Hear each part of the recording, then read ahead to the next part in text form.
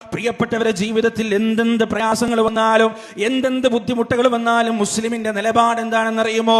ഖുൽ, നബിയെ പറയുക, പഠിപ്പിച്ചു കൊടുക്കുക, ലൈ യുസീബനാ, ഞങ്ങളെ ബാധിക്കുകയില്ല, ഇല്ലാ മാ കതബല്ലാഹു ലനാ, അല്ലാഹു ഞങ്ങൾക്ക് എഴുതിയത് എന്താണോ അതിന്റെ അപ്പുറത്തേക്ക് ഞങ്ങളെ ഒന്നും ബാധിക്കുകയില്ല. ഹുവ മൗലാനാ, അവനാണ് ഞങ്ങളുടെ രക്ഷാധികാരി, ഞങ്ങളുടെ സുഖവും ദുഃഖവും നിർണയിക്കുന്നതവനാണ്, ഞങ്ങളുടെ രക്ഷയും ശിക്ഷയും തീരുമാനിക്കുന്നതവനാണ്.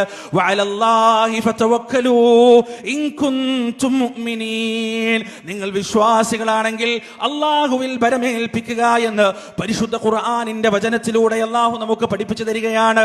അല്ലദീന ഇദാ അസ്വാബത്തുഹും മുസീബ ഖാലൂ ഇന്നാ ലില്ലാഹി വ ഇന്നാ ഇലൈഹി റാജിഊൻ.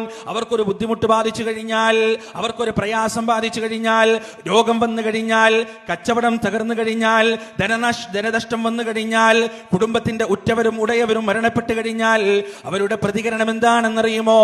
ഇന്നാ ലില്ലാഹി, ഞങ്ങൾ അല്ലാഹുവിനുള്ളവരാണ്, വ ഇന്നാ ഇലൈഹി റാജിഊൻ, അവങ്കലേക്ക് തന്നെ മടക്കപ്പെടുകയും ചെയ്യുന്നവനാണ്.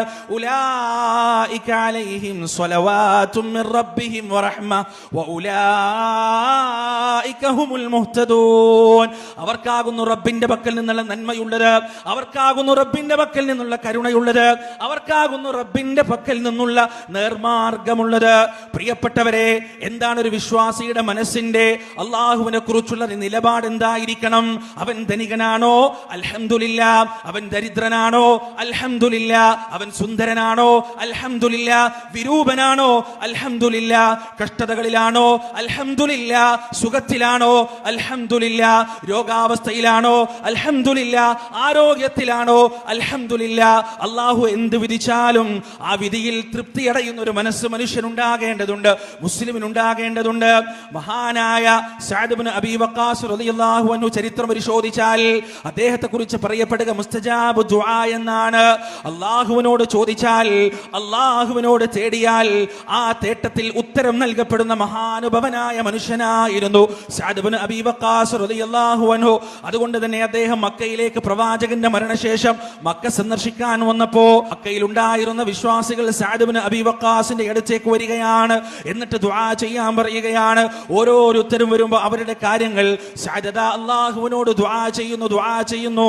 അവസാനം ആൾക്കൂട്ടം പിരിഞ്ഞു പോയതിനു ശേഷം അദ്ദേഹത്തിന്റെ ഭൃത്യനത സഅദിനോട് ചോദിക്കുകയാണ്, അങ്ങയുടെ കാഴ്ച തിരിച്ചുകിട്ടാൻ. അദ്ദേഹത്തിന്റെ കാഴ്ച നഷ്ടപ്പെട്ടു പോയിട്ടുണ്ട്, അന്ധനായിട്ടാണ് അദ്ദേഹം ജീവിച്ചുകൊണ്ടിരിക്കുന്നത്.